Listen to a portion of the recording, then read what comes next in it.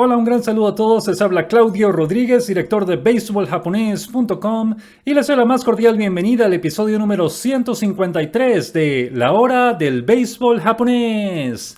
Un encuentro semanal para ponerlos al día con la actualidad de los latinos que están activos en la Liga Profesional Japonesa, hablarles de la historia y las curiosidades de la NPB y también responder a las preguntas de nuestros seguidores. El programa de hoy, 16 de junio de 2019, está repleto de información muy interesante. Comenzaremos, como es costumbre, con nuestras notas y noticias más importantes de la semana, que incluyen el misterioso caso del mexicano Joey Meneses, el gran momento del puertorriqueño Neftalí Soto y los premios al jugador más valioso del mes de mayo en la NPB. Luego hablaremos de las sanciones disciplinarias en la NPB y por último responderemos a las preguntas que recibimos de nuestros fanáticos esta semana. De manera que sin más demoras, comencemos a pegarle la pelota. Antes que nada, queremos desearle un muy feliz Día del Padre a todos los padres que nos escuchan, a los padres de Latinoamérica, del mundo hispanoparlante y especialmente a los padres de los jugadores latinos que están en Japón y que tanto orgullo y tantas buenas noticias generan para nosotros cada temporada. Esperemos que pasen un gran día y que lo disfruten pues con sus hijos, que es el mejor regalo que todos los padres podemos tener. Hablemos también de la noticia más importante de esta semana, sin duda alguna, el misterioso caso del mexicano Joey Meneses en Japón. Ayer, sábado en la noche, sábado 15 de junio, el diario Sponichi publicó un artículo en el que mencionó, un artículo que publicó hoy domingo, hora de Japón, pero lo leímos ayer en la noche, sábado en la noche 15 de junio, aquí en el hemisferio occidental. La noticia original del diario Sponichi indica que los Búfalos de Orix van a dejar en libertad, van a cancelar el contrato del mexicano Joey Meneses debido a una violación del mismo por parte del jugador, pero el artículo no ofreció detalles acerca de qué fue lo que hizo Meneses que amerita que se cancele su contrato. Poco después, nuestro amigo Jim Allen, que trabaja para la agencia de noticias Kyodo en Japón, que es la agencia de noticias nacional japonesa, en la versión en inglés, Jim publicó un artículo en su blog en el que decía que Meneses había dado positivo en una prueba antidopaje y que esa era la razón por la cual el equipo de Orix está planeando cancelar su contrato, porque es una violación del contrato. Sin embargo, conversamos con Jim y poco después él corrigió su reporte original, dice que no, él nos explicó que lo leyó en alguna traducción a alguien que había mencionado el positivo en la prueba antidopaje, pero él después revisó también la nota de Sponichi y se dio cuenta que no dice nada de un positivo en una prueba antidopaje. De manera que estamos clarificando el reporte original que no menciona nada acerca de un positivo en una prueba antidopaje, aunque al mismo tiempo no es que estamos descartando por completo esa posibilidad, porque realmente el artículo de Sponichi dice que Meneses violó el contrato y la única, realmente, no la única, pero la falta más grave que puede cometer un jugador que incluye o que significa una violación del contrato es que dé positivo en una prueba antidopaje. De manera que no es que estamos descartando por completo el positivo en una prueba antidopaje. Es posible que esa sea la razón, pero no está confirmada en este momento. Fue un reporte que no estaba claro, no ofrecía demasiados detalles, de manera que no estamos confirmando todavía el positivo de Meneses en una prueba antidopaje, pero al mismo tiempo no lo estamos negando por completo. Esa posibilidad todavía está abierta. El misterio es que no sabemos de qué se trata. Simplemente el equipo de Sponichi, el diario Sponichi anunció que el equipo de Orix planea cancelar el contrato de Meneses. No es garantizado que lo va a cancelar, pero lo más probable es que sí lo haga. Y explicamos, debido a una violación del contrato por parte del jugador. Ahora, Sponichi poco después publicó otro artículo en el que explica, da un detalle más, pero realmente no clarifica nada, en el que dice que fue una violación disciplinaria. Meneses hizo algo que está en contra de la disciplina del club y que eso es lo que está motivando al equipo a cancelar su contrato. Y además el diario sí anunció en ambas ocasiones que el equipo de Orix va a anunciar esta semana, va a dar una rueda de prensa esta semana para explicar lo sucedido y la razón por la cual planea cancelar el contrato de Meneses. Ahora, como mencionamos al principio, lo del positivo de una prueba antidopaje todavía es una posibilidad, no lo estamos descartando por completo, simplemente lo que estamos haciendo es clarificando que hubo un error en el reporte original en el que se decía que había dado positivo. Eso no es cierto, pero al mismo tiempo, repetimos, no estamos descartando esa posibilidad porque para ser sincero, realmente no es la única, pero es la razón principal por la cual un equipo cancelaría un contrato de un jugador extranjero en un caso como este. De manera que esto va a ser un duro golpe la partida de Meneses para la presencia mexicana en la NPB. Teníamos 3 jugadores esta temporada con mucha promesa, además, porque tanto Meneses como Cristian Villanueva, que está con los Gigantes de Yomiuri, son jugadores que están en el mejor momento de sus carreras, con mucho poder, que podían poner muy buenos números en Japón, y Meneses se estaría yendo. Villanueva no es titular con Yomiuri, juega un partido sí, un partido no, un partido sí, un partido no, está bateando 2.26 apenas. Pues los números de él no están donde quisiéramos que estuviesen. Y Efraín Navarro, que es el otro mexicano que está en Japón, ya tiene tiempo, más de un mes en la banca, o ni siquiera en la banca, en el equipo menor de los Tigres de Hanshin, porque no hay cupo suficiente para él en el roster activo.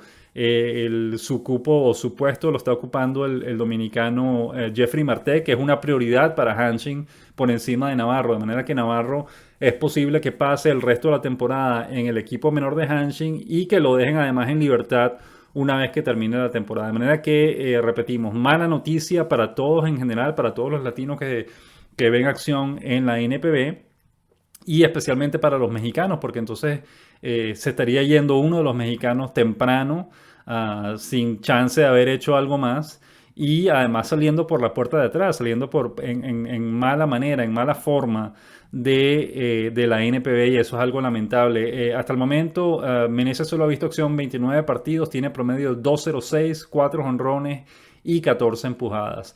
Repetimos, lamentable esta noticia, estaremos muy pendientes de la rueda de prensa o del anuncio oficial de Orix en relación a su caso para ver cuál fue la razón.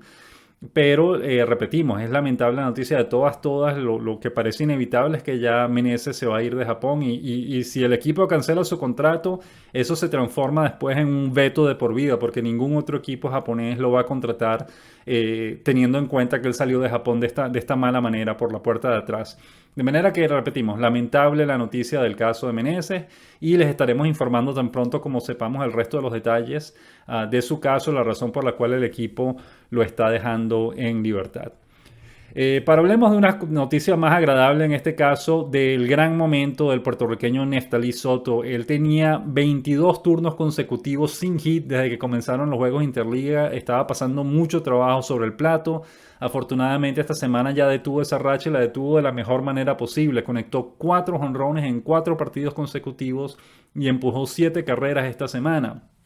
Conectó al menos un hit en cada uno de los 6 partidos que disputó esta semana, y ahora es segundo en jonrones, segundo en solitario en jonrones en la Liga Central con 19, está solamente a 2 jonrones del líder, y es cuarto en empujadas en la Liga Central con 43.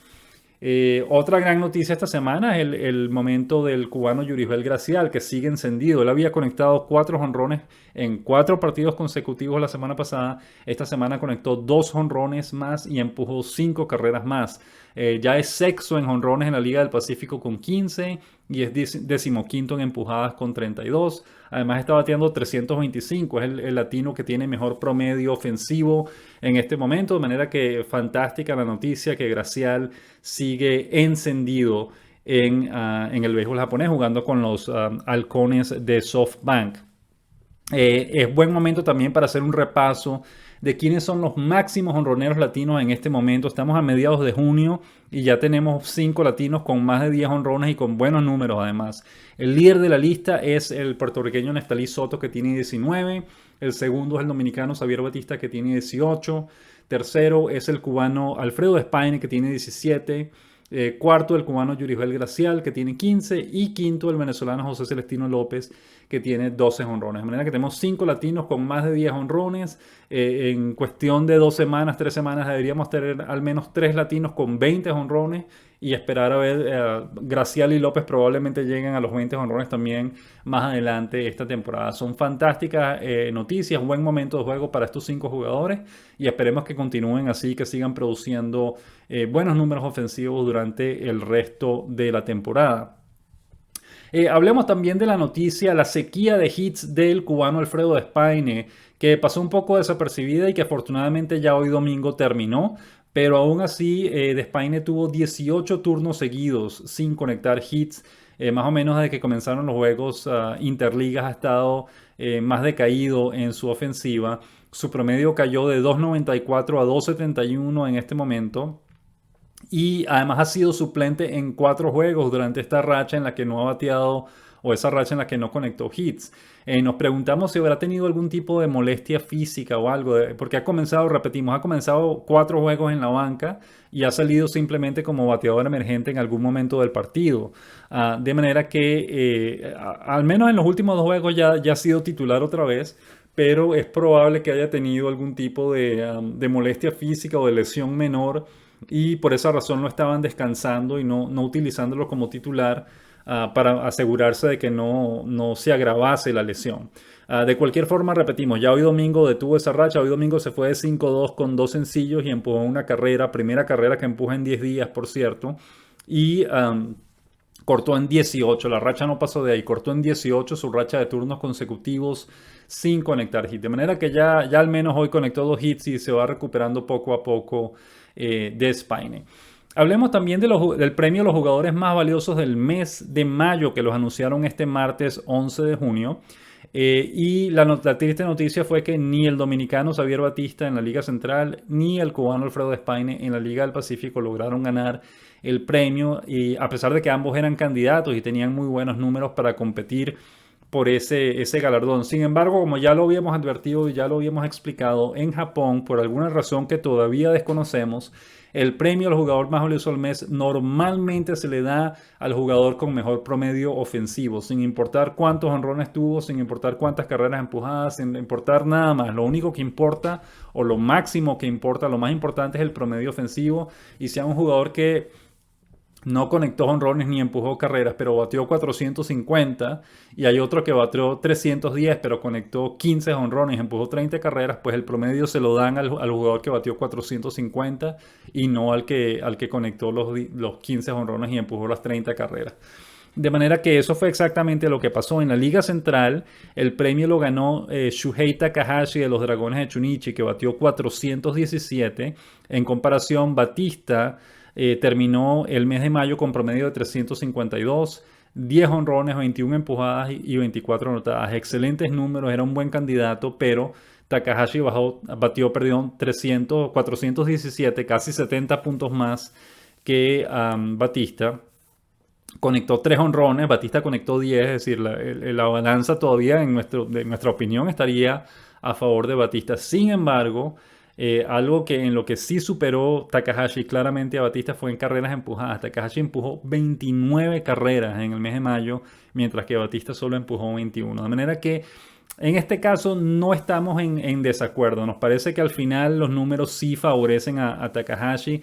417 de promedio, superó a Batista en casi 70 puntos y 29 empujadas, superó a Batista en 8 carreras empujadas, conectó 3 honrones, ahí sí perdió, pero es decir, las carreras empujadas también cuentan, y el hecho de que empujó 29 y además batió 417, pues no nos molesta esa decisión. Shuhei Takahashi es probablemente el más valioso de los 2 jugadores en el mes de mayo. Ahora, el caso de Despaine terminó en la Liga del Pacífico, terminó el mes de mayo con promedio de 366, 11 jonrones, lo que representó una nueva marca personal para él en un mes, 25 carreras empujadas y 16 carreras anotadas. Era, por supuesto, candidato al jugador más valioso del mes de mayo en la Liga del Pacífico. Ahora, el premio lo ganó Shogo Akiyama de los Leones de Seibu, quien terminó con promedio de 402, 9 jonrones, 13 carreras empujadas y 41 hits en total. En este caso estamos en desacuerdo. Nos parece que Despaine tuvo mejores números, superó en jonrones, superó por un buen margen en carreras empujadas por 12 carreras empujadas más tuvo Despaine. Y su promedio de 3.66 no es malo, no es tan bajo en comparación al de Akiyama. En este caso, por lo tanto, como ya lo habíamos explicado, a Akiyama le están dando el premio claramente porque tuvo mejor promedio ofensivo. No están tomando en cuenta los honrones, no están tomando en cuenta las carreras empujadas. A ellos lo que les interesa es que batió 402 y que pegó 41 hits en el mes de mayo. Y por esa razón le están dando el premio por encima de Spaine, y en eso estamos en desacuerdo. El promedio de Spaine 3.66 es fantástico y superó en jonrones y empujadas claramente a Akiyama, de manera que el premio ha debido recibirlo de Spaine, pero repetimos, así es que se manejan las cosas en Japón. Eso siempre ha sido así, eso no es algo nuevo que están inventando ahora, y como Akiyama batió más de 400, pues le dieron el premio a él en el mes de mayo.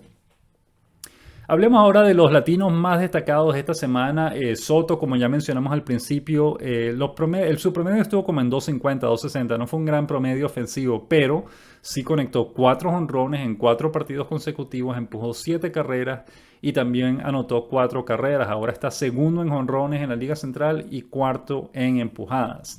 Excelente la semana de Soto. Yuribel Gracial también tuvo una buena semana, una semana productiva, conectó 2 jonrones, un doble, 5 carreras empujadas y anotó 3, si bien su promedio también estuvo como en 260, no fue un gran promedio ofensivo, pero sí tuvo buenos números de jonrones y empujadas. El venezolano José Celestino López conectó un jonrón esta semana, un doble, 2 empujadas y 2 anotadas. Y el cubano Dayan Biciel fue el que mejor batió, perdón, de todos los latinos esta semana. Batió 313 con 2 dobles, 3 carreras anotadas y una carrera empujada para él esta semana. Hablemos ahora de los abridores latinos de la semana. Tuvimos 3 esta semana. El primero fue el cubano Ariel Miranda, que lanzó el martes 11 de junio.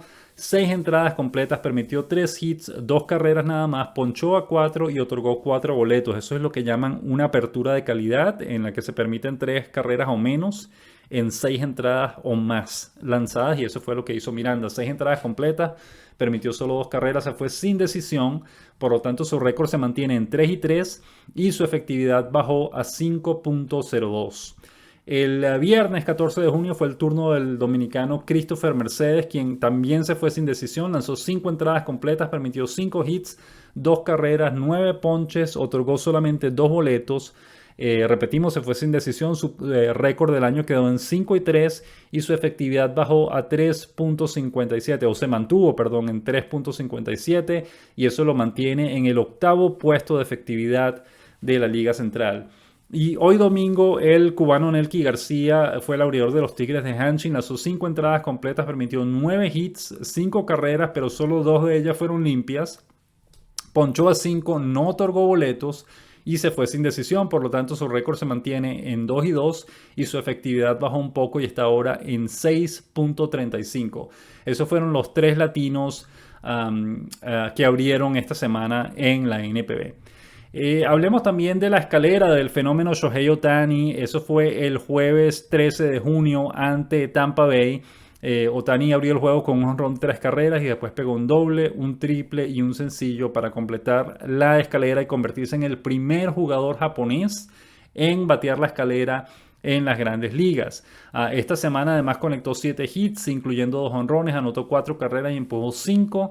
Por lo tanto, su promedio está ahora en 2.71. Recuerden, hace como 2 o 3 semanas el promedio de Ohtani estaba en 2.35, 2.20.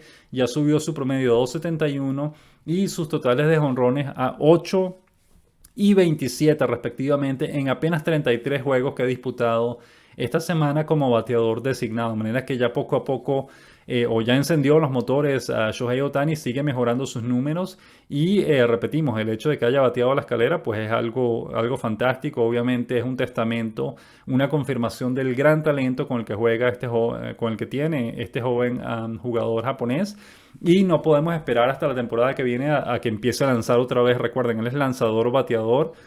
No está lanzando esta temporada porque se está recuperando de una operación tomillón, pero sí está bateando, sí está jugando como bateador y le está yendo bastante bien hasta el momento. 8 jonrones y 27 empujadas en apenas 33 juegos son excelentes cifras para él. Podría de hecho superar los 22 jonrones que conectó el año pasado en su debut en las grandes ligas. Hablemos ahora de los juegos interligas de la NPB y la historia no cambia, se mantiene, el libreto se mantiene igual que siempre. La liga central ha dado la pelea esta semana, pero el récord sigue favoreciendo, el récord general sigue favoreciendo a la Liga del Pacífico. La Liga del Pacífico está ganando en este momento 36 victorias contra 29 de la Liga Central y ha habido 4 empates hasta el momento. El equipo de los Halcones de SoftBank, que ya ha ganado el título de los Juegos Interligas en 7 ocasiones de las 14 que se han disputado hasta ahora. SoftBank sigue en primer lugar, camino a de pronto ganar un título más de los Juegos Interligas. Y sorpresivamente los Carpas de Hiroshima están en el último lugar de la tabla de los Juegos Interligas, pero se mantienen como líderes de la Liga Central porque los otros equipos de la liga han estado perdiendo también, de manera que ya mañana entramos en la recta final, en la última semana de los Juegos Interligas y veremos qué tal, si hay por algún milagro la situación cambia y la Liga Central logra ganar la competencia este año, pero de lo contrario nos veremos un año más. Ya han sido 13 de 14 años en los que la Liga del Pacífico ha superado a la Liga Central en victorias. Ya veremos pues qué ocurre en esta ocasión, pero todo parece indicar que la Liga del Pacífico una vez más va a superar a la Liga Central en victorias esta temporada en los Juegos Interligas de la NPB. Y finalmente queríamos mencionar de manera breve el triunfo de los Raptors de Toronto en la final de la NBA. Nosotros, pues, como ya lo sabrán, vivimos en Toronto y la alegría, la emoción que sintió la gente aquí fue fantástica. Estaban todos siguiendo los partidos de los equipos, viéndolos al aire público. Toda ciudad, pequeña o grande de Canadá, tenía una pantalla gigante en alguna parte cercana a la alcaldía, a una plaza pública, lo que fuese, tanto en Toronto como tal, como en todas las ciudades adyacentes y en el resto de las ciudades del país. Tenían todos una pantalla gigante para ver los partidos de los Raptors, incluso bajo la lluvia, porque estuvo lloviendo esos días y los fanáticos aún así no se perdían su cita para estar afuera apoyando a su equipo. En las escuelas, las oficinas, todo el mundo cargaban camisas, gorras, lo que fuese, algún tipo de prenda de vestir con el logo de los Raptors. Realmente fue una emoción tremenda. Ya mañana, lunes 17 de junio, está planificada el desfile del equipo con el trofeo, etcétera, alrededor del downtown, del centro de Toronto. Y pues seguramente ellos calculan que 500,000 de personas se van a dar cita para ver al equipo, pero seguramente va a ser más que eso. No creemos que se conformen con 500,000 de personas, quizás llegue al 1,000,000 o algo así. Ya veremos qué tal, pero queríamos pues, compartir eso con ustedes. Qué gran triunfo, además un triunfo merecido. El equipo de Toronto fue muy consistente toda la temporada, tuvo mucha garra. Es cierto que el equipo de Golden State tuvo muchísimas lesiones y no estaban a su máximo nivel. Sería interesante sin duda ver una revancha para ver si Toronto todavía es capaz de vencer a Golden State cuando Golden State tiene sus mejores jugadores. Pero no por eso hay que restarle mérito a los Raptors. Los Raptors hicieron una gran temporada, jugaron muy bien, fueron muy consistentes, muy aguerridos. Le ganaron todos los partidos que disputaron este año a Golden State en su casa, en el Oracle Arena de Oakland. Partidos tanto de la temporada regular como de la postemporada, como de la final. Todos los partidos que jugó Toronto en la casa de Golden State, todos esos juegos los ganó Toronto este año. De manera que estamos hablando de un equipo de excelente calidad, lleno de veteranos, por cierto. Esa es quizás la clave del triunfo de Toronto, que todos eran veteranos, varios de ellos con experiencia en la final, que sabían lo que estaban haciendo, supieron mantener su compostura cuando estaban perdiendo y cuando estaban en momentos difíciles y lograron venir de atrás para derrotar a Golden State, de manera que felicidades por un merecido triunfo a Toronto y que bueno, qué gran celebración. Esa misma noche, el jueves en la noche, ya escuchamos carros en la medianoche tocando cornetas y paseando alrededor de la ciudad celebrando el triunfo de Toronto, de manera que pues fantástico, una excelente noticia para todos los que vivimos aquí, los que vivimos en Canadá en general. Pasemos ahora a la siguiente sección del programa de hoy, las noticias de la semana.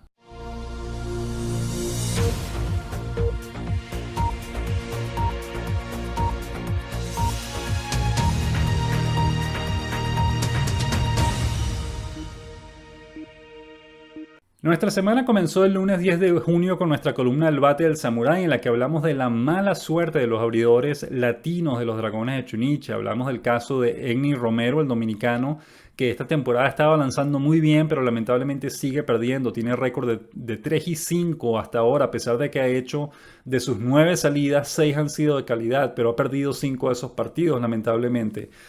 Y comparamos su caso con casos histórico, perdón, del equipo de Chunichi, en el que otros latinos también lanzaron muy bien, pero les fue muy mal. El caso, por ejemplo, del cubano Raúl Valdés, que pasó 3 temporadas con el equipo, lanzó bastante bien, tuvo siempre efectividad inferior a 4, pero siempre salía con un récord perdedor cada año, cosa que era súper frustrante porque estaba lanzando bien, pero el equipo nunca lo apoyaba en la parte ofensiva y terminaba perdiendo muchos partidos. De manera que después de 3 años tuvo récord perdedor en las 3 campañas a pesar de estar lanzando bien. Y finalmente el colmo de los colmos, el peor caso de mala suerte que hemos visto en la NPB fue el del dominicano Máximo Nelson en la temporada 2011, precisamente con los Dragones de Chunichi. Él lideró la liga en aperturas, no se perdió su turno en la rotación ni una sola vez durante todo el año, hizo 31 aperturas ese año y lamentablemente perdió 9 partidos consecutivos. Es lo más frustrante del mundo. Estaba lanzando bien, permitió 2 carreras o menos en 7 de esas 9 aperturas o algo así, pero repetimos, perdió 9 partidos consecutivos. Un partido incluso en el que el juego estaba 0-0 y él como bateador conectó un doble con un corredor en segunda base y el corredor no anotó porque cuando llegó a tercera, él creyó que el coach de tercera le estaba diciendo que se parase, cuando en realidad lo que le estaba diciendo era que continuase corriendo para anotar la carrera. De manera que se paró, no anotó cuando el partido estaba 2-0 y después Nelson terminó perdiendo ese juego 2-0. Y lanzó completo, pero su equipo realmente no lo apoyó ofensivamente. De manera que fue una temporada súper frustrante para Nelson. Esperemos que Egny Romero no termine así. Pero sin duda alguna esa misma mala suerte lo ha estado afectando hasta ahora. El martes 11 de junio la noticia del día fue el jonrón número 18 del dominicano Xavier Batista, quien empujó 2 carreras. Ese mismo día el puertorriqueño Nestalí Soto conectó su jonrón número 16, fue un jonrón solitario. El venezolano José Celestino López empujó 1 carrera, su compatriota Ernesto Mejía remolcó 2 carreras. El cubano Raidel Martínez salvó su primer juego de la temporada y su compatriota Ariel Miranda se fue sin decisión en su apertura con los Halcones de SoftBank. El miércoles 12 de junio la noticia del día fue el puertorriqueño Nestalí Soto, que conectó su jonrón número 17 y empujó 1 carrera. Fue otra vez un jonrón solitario. El jueves 13 de junio la noticia del día fue el cubano Yurisbel Gracial, quien conectó un jonrón de 3 carreras, su número 14 de la temporada. Y el puertorriqueño Nestalí Soto conectó otro jonrón más, su tercer jonrón en 3 días consecutivos, y también fue un jonrón solitario para llegar a 18 en la campaña. El viernes 14 de junio el puertorriqueño Nestalí Soto conectó su jonrón número 19 de la temporada y además fue un jonrón con las bases llenas que le dio el triunfo a su equipo. Por lo tanto, ya son 4 juegos consecutivos para Soto con jonrón y llegó a 19 y repetimos, es segundo en la Liga Central en esa categoría. Y también es cuarto en carreras empujadas con 43. El dominicano Jeffrey Martí empujó 2 carreras ese día, el viernes 14 de junio. El cubano Dayan Vicedo empujó 1. Y el dominicano Brian Rodríguez salvó su primer partido de la temporada con los luchadores de Nippon Ham. Ayer, sábado 15 de junio, el cubano Yurisbel Gracial conectó su jonrón número 15 de la temporada y empujó 2 carreras. El venezolano José Celestino López conectó un jonrón solitario para llegar a 12 esta temporada.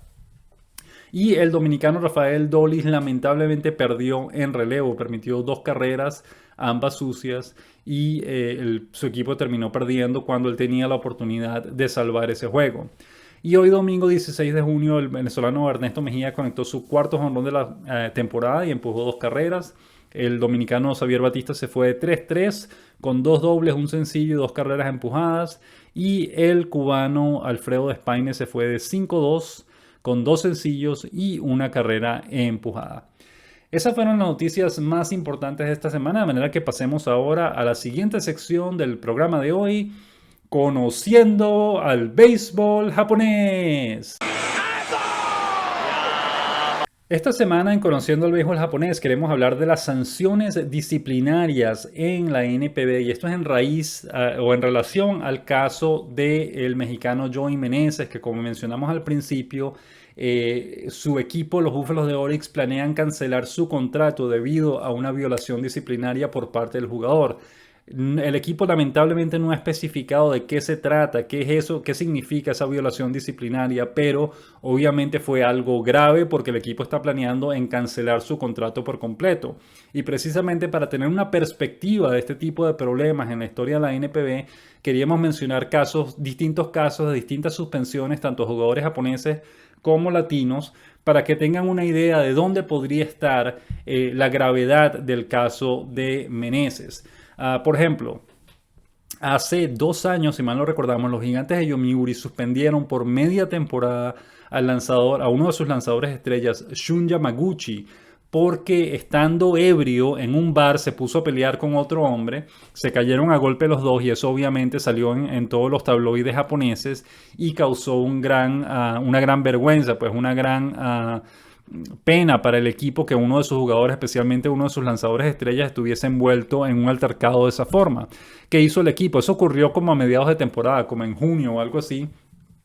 El equipo de inmediato dio una rueda de prensa para notificar que estaba suspendiendo al jugador durante el resto de la temporada. No podía jugar ni en el equipo grande ni en el equipo menor de la organización como castigo por haberse visto envuelto en este tipo de escándalo. El jugador obviamente pidió disculpas públicamente por lo ocurrido y aceptó su castigo. No pudo jugar durante todo el año y a la temporada siguiente reanudó o recuperó su trabajo como lo tenía antes. Pero eso les demuestra lo serio que pueden ser los equipos y la NPB también cuando tiene que ver con castigos, con sanciones disciplinarias. Recuerden, eso lo hemos mencionado en muchas ocasiones. En la cultura japonesa, la armonía del grupo es una de las cosas más importantes de la vida japonesa, que todo el mundo, todo el grupo esté en armonía, que nadie esté por encima de los demás, sino que estén todos en la misma página, digamos, en el mismo nivel. Y esa igualdad, digamos, es lo que crea la armonía y el estar complacido, digámoslo así, con lo que está ocurriendo dentro del grupo. De manera que cualquier jugador que trata de salirse de esa armonía o que trata de interrumpir esa armonía es duramente castigado porque no hay peor cosa que le pueda ocurrir a una organización o un equipo de béisbol en Japón que es que su armonía como grupo esté quebrada, porque entonces no pueden trabajar bien, no pueden producir bien y eso los afecta mucho. De manera que en ese caso, Shun Yamaguchi, haber sido arrestado por la policía, haber creado un escándalo de ese tipo, pues estaba rompiendo la armonía del grupo y precisamente como él debe ser ejemplo para los jugadores más jóvenes del club, el club lo castigó y lo suspendió durante el resto de la temporada. Otro caso, ya como hace 4 años, 3 jugadores del equipo menor de los Gigantes de Yomiuri se vieron envueltos en un escándalo de apuestas en el cual estaban apostando en partidos de la NPB en el que estaba participando su propio equipo. Afortunadamente, como ninguno de esos jugadores estaba en el equipo mayor, no lograron alterar de ninguna manera el resultado de un juego oficial. Pero por haberse visto envuelto en ese escándalo de apuestas, pues los 3 jugadores fueron suspendidos de manera indefinida. Eso quiere decir que hasta que el equipo decida que los quiere reactivar otra vez o decida despedirlos por completo, ninguno de esos 3 jugadores va a poder ver acción o trabajar con el equipo en el futuro inmediato. Otros ejemplos que nos vienen a la mente, por ejemplo, los Leones de Seibu suspendieron una vez también a mediados de temporada a su abridor estrella Hideaki Wakui porque uno de los tabloides japoneses reportó que había tenido una relación extramarital con una mujer que obviamente no era su esposa y como eso salió en la prensa y eso es un escándalo para el club, estamos hablando de uno de los mejores abridores de la organización, pues el club, igual que en el caso de Yamaguchi, el club dijo, ok, Wakui, tú estás suspendido por el resto de la temporada, no puedes jugar con nosotros, no puedes practicar, etcétera, como castigo por haber hecho eso. Y una vez que cumplió su castigo, pues él pidió disculpas públicas. Una vez que cumplió su castigo, regresó a trabajar con el equipo la temporada siguiente. Otro caso en relación a jugadores latinos, caso que recordamos de sanciones disciplinarias. Por ejemplo, las Estrellas de Dena a principios del año 2015 cancelaron el contrato del cubano Yulieski Gurriel. Recuerden, Yulieski Gurriel debutó en la NPB en mayo de 2014 gracias al convenio, el acuerdo entre la Federación Cubana de Béisbol y la NPB que permite a los jugadores cubanos irse a jugar a Japón sin desertar de su país. De manera que Yulieski Gurriel tuvo una exitosa primera temporada en Japón. Él debutó en mayo, le fue bien, terminó bateando 308 como con 11 honrones y no recordamos el número de carreras empujadas, pero en general le fue bien. El equipo quiso renovarlo para la temporada siguiente. Él firmó un contrato y aceptó volver a Japón junto con su hermano menor Lourdes Gurriel Jr. Sin embargo, cuando llegó el momento de reportarse a el equipo de las Estrellas de Edena para la temporada 2015, Yulieski Gurriel se negó alegando que tenía una lesión y que necesitaba recuperarse primero antes de ir a trabajar. El equipo japonés le dijo que, bueno, no importa, vente a Japón, vamos a revisarte aquí con nuestros médicos a ver qué podemos hacer, te vamos a ayudar en tu rehabilitación y cuando estés listo, pues te ponemos a jugar otra vez. Y Gurriel no quiso hacer eso, no quiso viajar a Japón hasta que estuviese completamente recuperado. Uno de los representantes del club fue a Cuba a hablar con él, él no quiso reunirse con el representante.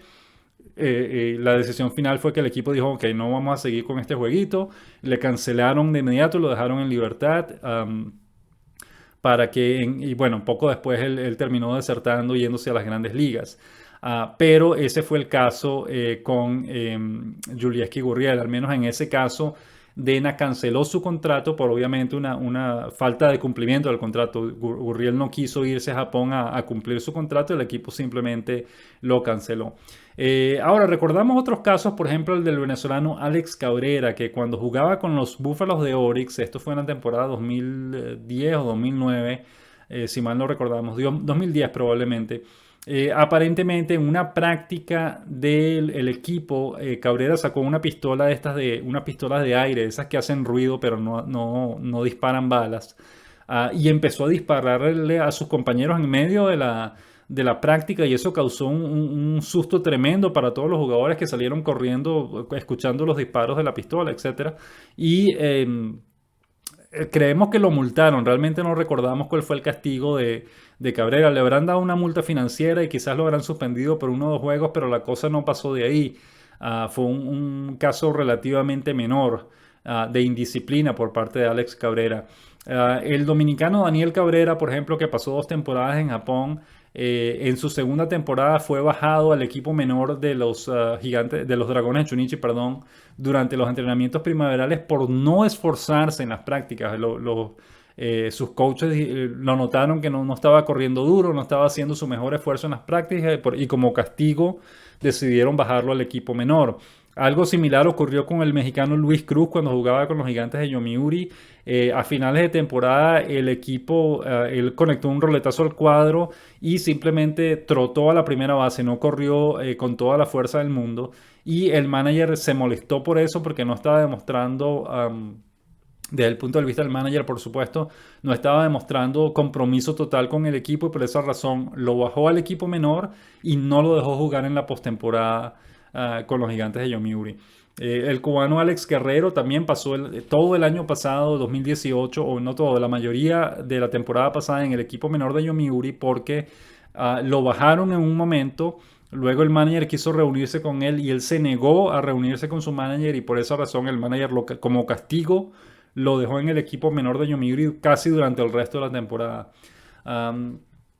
Ahora, en el caso específicamente de positivos en pruebas antidopaje, el venezolano Luis González y el español Dani Ríos en 2008, ambos dieron positivos por esteroides en pruebas antidopaje en la NPB. En ambos casos, la liga, no los equipos, la liga los suspendió a ambos por 1 año por haber dado positivo en la prueba antidopaje. Pero sus equipos en ese momento no quisieron esperar a que pasara el año, los dejaron en libertad inmediatamente y eso se transformó después en un veto de por vida de la liga porque ningún otro equipo va a contratar a un jugador que fue despedido de una manera tan bochornosa de su equipo por haber dado positivo en una prueba antidopaje. De manera que en Japón un positivo en una prueba antidopaje básicamente equivale a un veto de por vida en la liga porque una vez que eso ocurre la vergüenza es tan grande por parte del equipo que lo dejan en libertad inmediatamente. Y eso Algo similar ocurrió con el mexicano Jafet Amador, que dio positivo en una prueba antidopaje el año pasado, pero no por esteroides, sino por dos diuréticos, um, que son sustancias que se podrían utilizar para esconder la presencia de esteroides. Ahora, ¿qué ocurrió? Que Amador, él explicó que él no había hecho trampa a propósito ni nada por el estilo, que él tenía una sospecha de que esas sustancias prohibidas probablemente salieron de un spray que él había comprado para su barba y efectivamente él luego demostró que eso fue lo que ocurrió, que el spray que había comprado contenía esas dos sustancias y esa es la razón por la que él dio positivo en la prueba antidopaje. Lamentablemente, y eso nos pareció una falta de su parte, lo que no hizo Amador fue dar una rueda de prensa en Japón explicando o proveyendo esa información a los medios japoneses. Él lo hizo la prueba estando en Japón, él apeló su suspensión, pero los resultados de la prueba que estaba haciendo lamentablemente no llegaron a tiempo, de manera que la suspensión se mantuvo por 6 meses. Pero una vez que regresó a México, él recibió los resultados de la prueba que había hecho y demostró que los dos diuréticos por los que dio positivo salieron de esa sustancia, de ese spray que había comprado para la barba. De manera que él demostró su inocencia desde el punto de vista de que él no se dopó a propósito, que no trató de hacer trampa ni mucho menos, sino que fue un descuido de su parte, que igual tiene que ser castigado, pero fue un descuido y no una intención específica de alterar su rendimiento para superar a sus rivales.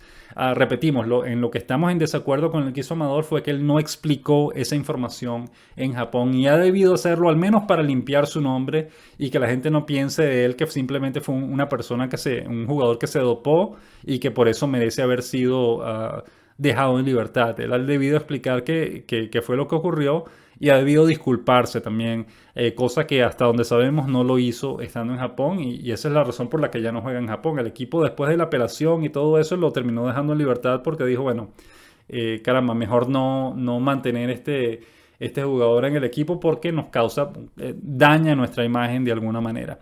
Ahora, todo esto lo decimos en relación al caso de Meneses porque seguimos con el misterio de saber qué fue lo que ocurrió con él. Ahora, cuando el equipo habla de cancelar su contrato, tiene que haber sido una falta bastante grave.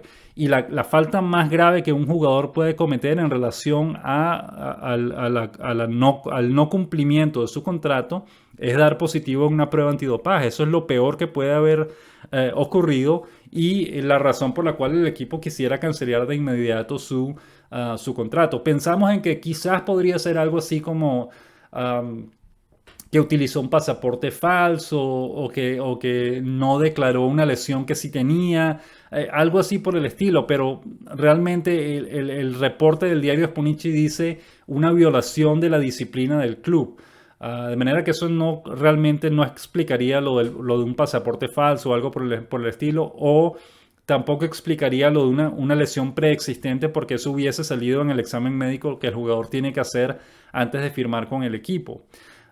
De manera que seguimos sin saber qué fue lo que ocurrió. Esperemos que la explicación de Orix sea convincente y sea completa cuando el equipo finalmente ofrezca la rueda de prensa para explicarlo. Pero repetimos, no descartamos. No está confirmado que haya sido un positivo en una prueba antidopaje, pero al mismo tiempo no descartamos esa posibilidad porque, repetimos, es la única razón que se nos viene a la mente para que el equipo quiera cancelar el contrato de una manera tan abrupta. Un positivo en una prueba antidopaje es lo que realmente motiva ese tipo de reacciones.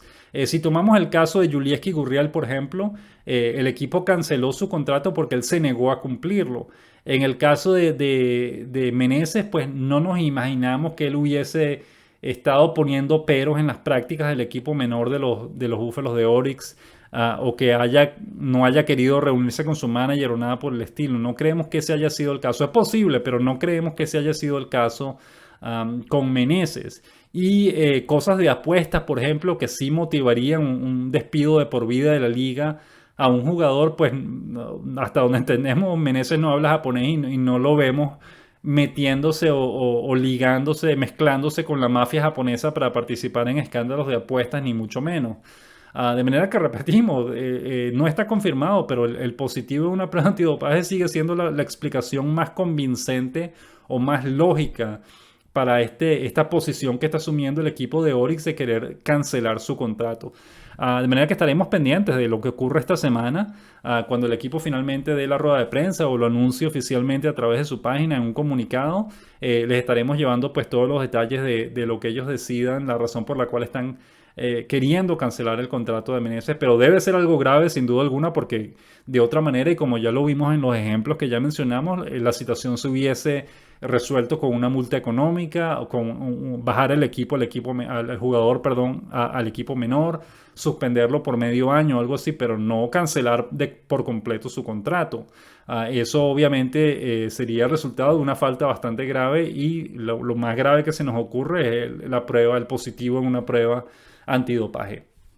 Repetimos, estaremos pendientes de todo lo que ocurra con Meneses, y tan pronto como tengamos los detalles, pues se los estaremos comunicando a través de nuestra página beisboljaponés.com y nuestras redes sociales en Twitter, Facebook y Instagram, y también en YouTube aquí en nuestro podcast.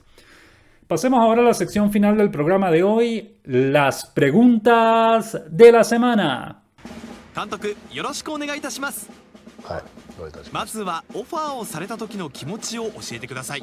Esta semana, como siempre, tenemos varios comentarios y preguntas bien interesantes de nuestros seguidores a través de las distintas redes sociales. Comencemos con Armando Díaz a través de Twitter, quien nos dice: Gracial no conoce límites esta temporada. Hoy disparó un jonrón de 3 carreras, su número 14 del año. Pues efectivamente, Armando, Gracial está atravesando un excelente momento de juego en Japón. Está probablemente teniendo la mejor temporada de su carrera, y lo bueno es que todavía estamos a mediados de junio, todavía quedan 3 meses y medio de calendario por disputarse, así que estamos pues ansiosos de ver qué tan lejos puede llegar Gracial esta temporada con ese gran momento que está teniendo. Oscar Nereo vía Twitter nos dice: así como en las grandes ligas hay disponibles diversos tipos de récords, ¿tienen o conocen algún lugar donde pueda mirar los récords del béisbol de Japón? Gracias por la pregunta, Oscar. En la página oficial de la NPB hay una lista de récords que es bien interesante. Hablan los récords de por vida de la NPB, por ejemplo, el jugador con más honrones, con más carreras empujadas, con más carreras anotadas, etc. También están una lista de los récords por temporada, más honrones en una temporada, más hits en una temporada, etc.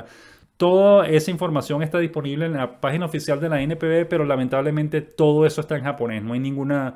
La página oficial de la NPB tiene una versión en inglés también, donde hay buenas estadísticas, pero no esos récords individuales que estábamos mencionando anteriormente. Lamentablemente toda la información está disponible, pero está disponible en japonés solamente.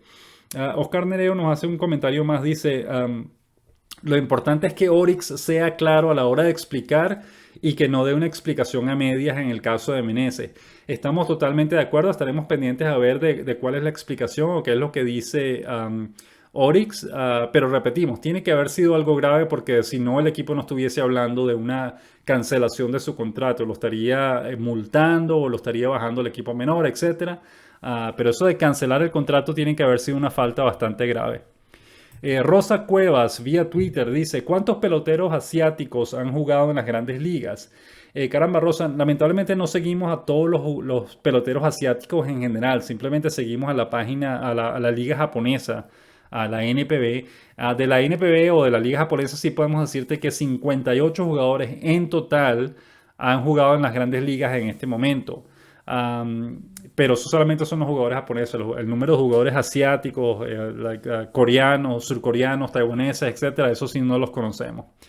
Luis Vargas vía Twitter dice, nos pregunta: ¿tuvo mucha repercusión en Japón este jonrón? Estamos hablando del jonrón que le conectó Shohei Ohtani a su compatriota Yusei Kikuchi en un partido reciente. No leímos mucho al respecto, Luis, pero probablemente sí haya tenido repercusión. La prensa japonesa tiene de hecho una sección independiente para reportar béisbol de grandes ligas y todo lo que hacen los japoneses en las grandes ligas, de manera que siempre están pendientes de todas las aperturas de Masahiro Tanaka, de Kenta Maeda, de todos los juegos de Shohei Ohtani, etc. Cada vez que algún pelotero japonés hace algo destacado, eso es reseñado en la prensa japonesa, y el jonrón de Ohtani ante Kikuchi, sin duda alguna, no lo vimos, pero sin duda alguna debe haber sido reseñado en todos los medios deportivos japoneses. Manny del Rosario vía Twitter dice: deseo saber cuáles son las páginas web que transmiten los juegos de los Dragones de Chunichi. Lamentablemente, Manny, no conocemos ninguna. Ellos tenían una página en un sistema llamado Ustream.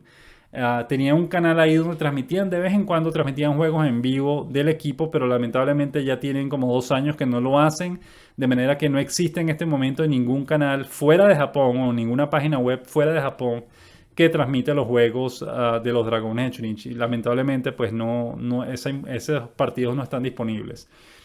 Jorge Luis Ferrer vía Facebook dice: quiero saber cuándo se acaba la temporada. Jorge, la temporada regular de la NPB se termina a finales de septiembre o a principios de octubre. Ellos siempre dejan varias semanas libres después de terminado el calendario para disputar todos los partidos que fueron suspendidos por lluvia durante la temporada, de manera que no existe una fecha fija. Este año, tentativamente, el calendario termina el 27 de septiembre. Pero como ya hay partidos que fueron suspendidos por lluvia, pues probablemente se termine algunos días después de esa fecha, porque hay que disputar esos partidos todavía.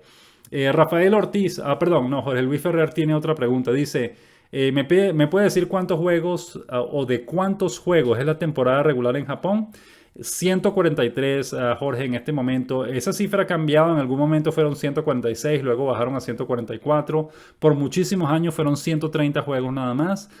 Pero en este momento son 143 juegos por equipo cada temporada. Rafael Ortiz vía Facebook dice: ¿cuál es el mayor jonronero de la liga o el máximo jonronero de la liga de la NPB en este momento? Rafael, es el japonés Hotaka Yamakawa de los Leones de Seibu, que tiene 25 jonrones, si mal no recordamos, en este momento en la NPB. Es el líder de la liga, de las dos ligas en ese departamento. Josué Irizarry vía Facebook dice: Kenny Vargas fue dejado libre. No, Josué, Kenny Vargas fue bajado del equipo menor de los Marinos de Lote por segunda vez esta temporada. Lamentablemente no ha producido, su promedio está como en 178, algo así. Tiene un home run nada más, pocas carreras empujadas. Lamentablemente no ha tenido éxito Kenny Vargas en Japón, y si se mantiene como está hasta este momento, lo más probable es que lo dejen en libertad una vez que se termine la temporada. Oscar Ruiz vía Facebook dice: confirmación de una realidad. Hoy día Gracial es uno de los peloteros más encumbrados de nuestro país. Gracias por el comentario, Oscar. Sin duda alguna, como ya lo mencionamos, Yuribel Gracial está atravesando un momento de forma excelente, de manera que lo felicitamos en su producción y repetimos, apenas estamos a mediados de junio, todavía falta muchísimo tiempo en el calendario, ya 3 meses y medio todavía restantes en el calendario de la NPB, y nos parece que Gracial, que es el latino que mejor está bateando esta temporada, nos parece que puede llegar bastante lejos. Recuerden que tiene el promedio de 3.25, es el mejor promedio latino hasta ahora. Todavía no aparece Gracial entre los líderes de bateo de la Liga del Pacífico porque no tiene los turnos suficientes, pero una vez que reúna los turnos suficientes ya aparecerá entre los líderes de bateo de la Liga del Pacífico. Gary Espadas vía Facebook nos pregunta: pues ¿qué hizo? Estamos hablando del caso de Meneses y de la amenaza del equipo de que lo va a dejar en libertad en los próximos días. Gary, esa es la pregunta del año en este momento. No tenemos idea alguna la razón por la cual el equipo lo quiere dejar en libertad, pero lo que sí te podemos decir es que vamos a estar encima de eso, y tan pronto conozcamos los detalles, los estaremos anunciando. El equipo dice que va a dar una rueda de prensa en los próximos días o va a emitir un comunicado a través de su página web para explicar qué fue lo que ocurrió, pero parece un hecho que lo va a dejar en libertad, que ya Meneses no va a poder seguir jugando en Japón. El diario Sponichi habla de violación disciplinaria como la excusa para dejar en libertad o para cancelar el contrato de Meneses, pero repetimos, la mayor violación disciplinaria que se nos ocurre para que el equipo esté llegando al extremo de querer dejarlo en libertad es precisamente un positivo en una prueba antidopaje. Es la peor vergüenza que puede atravesar un club cuando uno de sus jugadores da positivo en una prueba antidopaje, y esa es la principal razón por la cual se querría despedir a un jugador del equipo, se quería cancelar su contrato.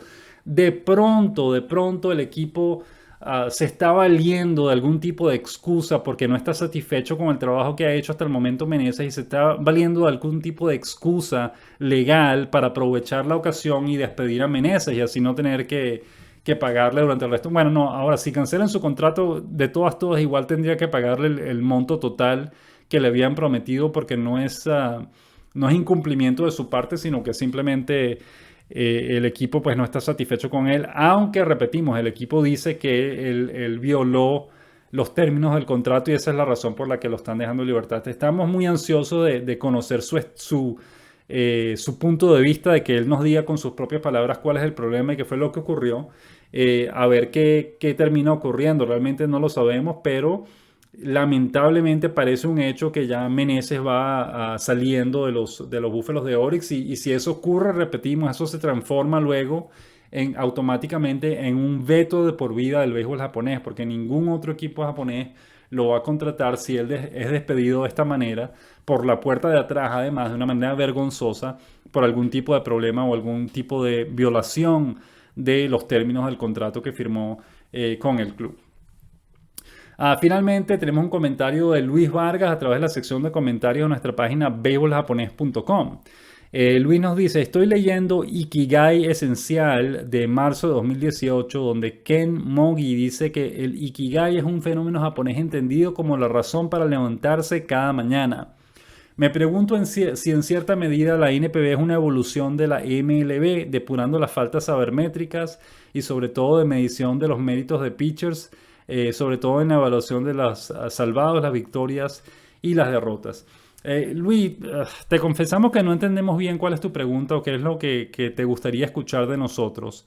En el caso de que la NPB sea una evolución de las grandes ligas, probablemente eso no sea el término correcto. Nos parece que la NPB está evolucionando mucho, está mejorando mucho como liga, está en ciertos aspectos, está incluso superando a las grandes ligas como en términos de promedio. Por ejemplo, recuerden, el año pasado la NPB superó en asistencia promedio a las grandes ligas. Tenía una asistencia promedio de 29.500 o algo así, o de 29.300, mientras que las grandes ligas tenían un promedio de asistencia por partido de 28.600. Una cosa así. Fue una diferencia de casi 1.000 puntos a favor de la NPB en términos de asistencia. Ahora, en términos de juego, por ejemplo, etcétera. Caramba, es difícil saberlo porque son dos estilos de juego totalmente distintos y cada estilo tiene sus méritos propios. De manera que decir que el béisbol japonés es mejor que el de las grandes ligas, caramba, no sabemos si eso sea correcto. Desde nuestro punto de vista no importa si es mejor o peor, lo importante es que es un béisbol de calidad, que es distinto al que se juega en las grandes ligas y eso es lo mínimo que podemos pedir o lo máximo que podemos pedir. Porque realmente lo que nos interesa es ver no nos queremos ver una copia del béisbol de grandes ligas, lo que queremos ver es un béisbol que tenga personalidad propia y sin duda alguna el béisbol que se juega en Japón es un béisbol de calidad y es un béisbol que tiene su propia personalidad, su propia filosofía, su propia manera de jugarse. Y lo bueno o el mejor de los escenarios es que como fanáticos veamos ambas ligas al mismo tiempo, que disfrutemos y aprendamos de lo que cada una de las ligas nos puede ofrecer con sus distintos estilos de juego. Nosotros siempre decimos que la experiencia más enriquecedora que puede tener un pelotero que terminó su carrera en las grandes ligas y que todavía es lo suficientemente joven como para seguir jugando, la mejor experiencia que puede tener es irse a Japón. Y además irse a Japón con una mente abierta para poder aprender de todo lo que ofrece Japón. En ese caso, repetimos, no creemos que la NPB sea una evolución de las grandes ligas, simplemente una liga distinta, con características distintas, con personalidad propia y una filosofía de juego propia. De ahí es que viene el valor de la NPB. Es un béisbol distinto al que se juega en grandes ligas, con sus propias ideas, sus propias maneras de hacer las cosas. Y eso es lo más valioso que podríamos encontrar. Un béisbol con personalidad propia porque de ahí es donde uno aprende. Nuestro amigo Arturo Marcano suele decir en su podcast, excelente podcast, Endorfinas, que las grandes ligas es una liga de copiones, es una liga de equipos que se están copiando los unos a los otros constantemente porque son demasiado flojos, demasiado perezosos para pensar y tratar de crear sus ideas propias. En ese caso, la NPB sin duda alguna supera a las grandes ligas. Ellos sí tienen fe en sus propias ideas, si tienen sus propios métodos para hacer las cosas, sus propias estrategias. Y ahí es de donde repetimos, de ahí es donde viene el valor del béisbol japonés, que es un béisbol rico, con una cultura propia bien definida y que tiene una razón y una manera específica de hacer las cosas y que se apegan a esa manera, no la están cambiando todo el tiempo, y eso es valioso también, eso es enriquecedor para el fanático porque se aprende mucho de esa experiencia. Con eso llegamos, o con esto llegamos al final del programa de hoy. Muchísimas gracias una vez más por habernos acompañado y queremos despedirnos con la canción de ánimo de otro de los jugadores japoneses que están activos en la NPB, en este caso de Ikuhiro Kiyota de los Marinos de Lotte, que tiene otra de las canciones más fantásticas, más bonitas, más simpáticas que existen en la NPB en este momento. De manera que queremos dejarlos con esa canción para que la disfruten. Muchísimas gracias una vez más por habernos acompañado en el programa de hoy y los dejamos con la canción de ánimo del japonés Ikuhiro Kiyota.